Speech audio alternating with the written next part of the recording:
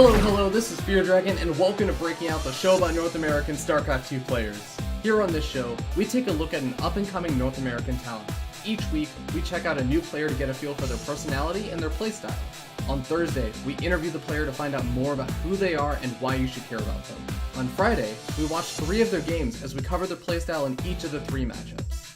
Saturday, we take a look at an awesome game they played and relax with a little bit of fun as we recap the week and get an analysis of the games. Breaking Out will cover 8 players before it culminates into the Breakout Invitational.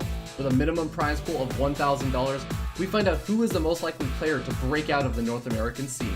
But enough of that. Let's go ahead and jump right into it. Hope you guys enjoy the show. Game resumed. Hello, this is Fear Dragon, and welcome to Breaking Out, the show about North American StarCraft 2 players that you need to know about. Today on the show, we're going to be jumping into the Terran vs. Terran from the week of Core Gaming's EJK, and I'm joined here today by Nanman once again. How you doing today, man? I am doing awesome. EJK, a great up-and-coming player, definitely deserved to be on this show. I mean, he showed some great games in the qualifiers if you guys watched those, so I'm really excited to see how he does in this TVT here. I am as well as I will reveal the name of the replay a little bit later on, maybe when it becomes relevant, but let's go ahead and jump in and introduce the players as we spawn down here in the bottom left-hand corner of the map. Yunsu on top of the red Terran player representing Core Gaming. It is Core Gaming's EJK. And in the top right, we've got our blue Terran player, the mystery player in this match, because he is simply our barcode player. Indeed, when you're playing on that ladder, man, there are a lot of crazy people that you just don't know who they are. And that's why you should never give your address to them, but you should always try and beat them in StarCraft. Exactly. Or, as we start to see the Avilo tag coming out even more so now. Oh man, I am a huge fan of the North American barcode being available. I think it's a fantastic idea. I agree. I think it's pretty awesome. Pretty silly here. But TVT on Yunsu.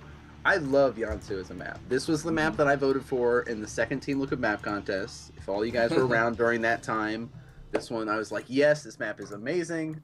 You've got my vote. And I'm glad that it's still kicking. Half the map's snow, half of it's not. Just looks cool. Got some watchtowers on it. Got some nice high ground advantage you can do. Yeah. But in TVT, one thing we do have to be aware of is pocket third base there. Those tanks on the low ground, very, very similar to that Tal'Darim back in the day. If you guys remember that Tal'Darim tank push that players would do. Yeah, gotta be careful of that. So we'll see if it gets to that stage or not. It's all going to depend on how these players kind of choose to open up. Neither player opting for that Reaper opening. Reaper is pretty good on this map because of all that surface area you can jump up and down, but they're playing comfortable with that Marine opening. So what do you think about that opening? I think that the Marine opening is actually just fine these days. The Reaper openings, I think that they can do a little bit of damage. They can do a little bit of scouting information. I think that you're not really expecting to do a whole lot of damage with the Reaper opening unless you go like Reactor Reaper or like double Barracks Reaper and you go like, I'm going to make like 7 Reapers and I'm just going to kill off your Marines. Unless you're trying to do that, like you're not expecting to get a whole lot of damage done. So I kind of just like these Marine openings, but this is really interesting. Both these players are just moving out across the map with their first 2 Marines. This is actually not something that you see that often, and actually they do manage to see each other. EJK actually going to be able to catch out the SCV as well as both of these Marines. Actually gets the first shots off as well. He may be able to get the better end of this engagement with some really nice micro. Oh my gosh. Oh, he killed wow. everything. And keeps both the Marines alive. LOL comes out. I mean, they both had the exact same idea, and it came down to EJK getting to that watchtower first and seeing those units moving across. And like they really are doing the exact same build. They're both following up with the command center behind this. They're both getting the factory here. They've got the reactor producing 2 Marines. Like this is going to be a great TVT. This is definitely going to be a great TVT because when it is 2 players opening up the exact same ways, it's the person who executes the build better that will actually come out on top. And I'm interested to see who is that going to be and how exactly will it happen. We do have the factories, as you said, going up, command centers going up. Where do you see this going? So already EJK showed he's got the micro skills, so I would love to see him continue up with this bio style of play, be very aggressive with it. Obviously he's got the control here, but I would love to see mech versus bio. That's one of my favorite kind of matchups to watch here on Yunsu kind of thing and see that sort of shenanigans. But as of right now, it is looking pretty much kind of geared up. Nothing crazy coming out from these players. They're getting the Hellions up, getting the starports here, and one cool thing that we see in TVT every so often are those Banshee battles, but it doesn't look like that's going to be the case this time around as of yet. Yeah, but, no tech labs out, right?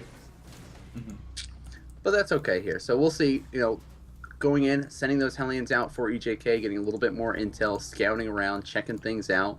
And, if he gets over there and sees, wow, you've got Hellions too, we are really doing the exact same build still.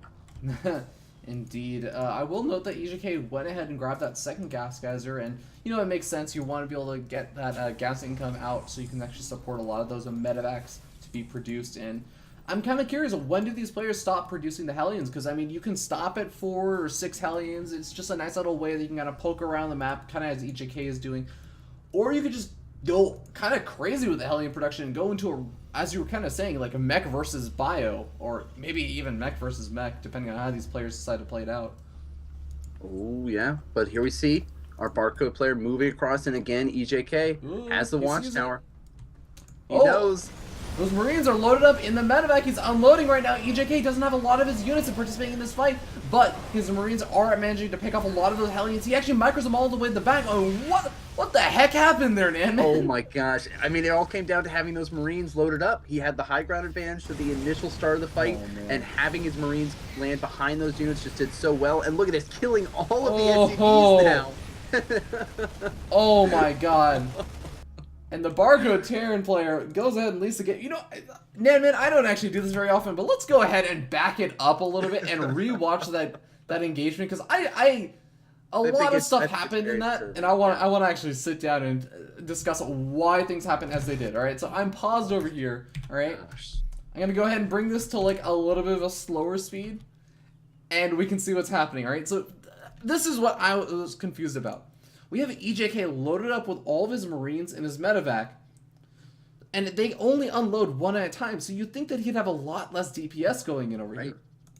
So what exactly do you think happens? I can go ahead and resume it. Well, already you see Marines are clumped up, going to be taking a lot of shots from EJK's Hellions, and he gets them, swings them around, all in a nice position on the left-hand side, so they're doing maximum amount of damage, while all of the Marines aren't getting hit for EJK. His are landing behind, so every unit from the Barcode player is aiming at those Hellions, and it worked out phenomenally well there. Yeah, it really did. And I think, as you were saying, when he was out on the ramp, he was actually just I have the magic of replays. We have the power.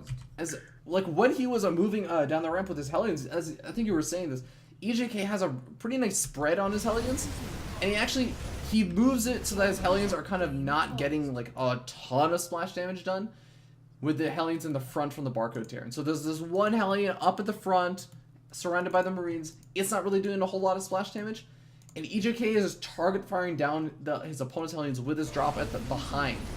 So yeah, this ends up working out really, really well. Some nice micro actually going down. Hey man, sometimes it can just come down to the micro and those one singular engagements in the game. Yeah, that came down to EJK's micro the entire game. He was just no, I'm gonna keep all of my units alive. We look at the resources lost too, and it's everything you had, I just killed. No problem. You make units, I'll kill. Oh my god. Yeah, that is a little bit crazy, but that is gonna put an end to that game. So very awesome, very short and succinct game, but I like it. It was a ton of fun to watch, and with that being said, it was cool to see the mirror matchup. They were literally doing the exact same build. So exactly. But yeah, that is going to be it for that game. We're gonna go ahead and move into the next game. Nanman, I want to thank you again for coming on, and I believe you'll be joining us for the next game.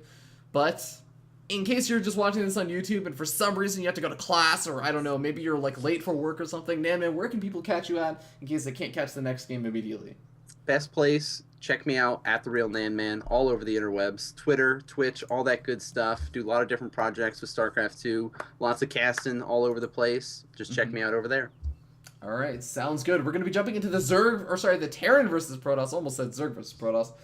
Terran versus Protoss coming up next. If you're watching this on Twitch, don't go anywhere. Short intermission. If you're watching this on YouTube, go ahead and find this Terran versus Protoss. Don't look for Zerg versus Protoss for EJK. You're not going to find it.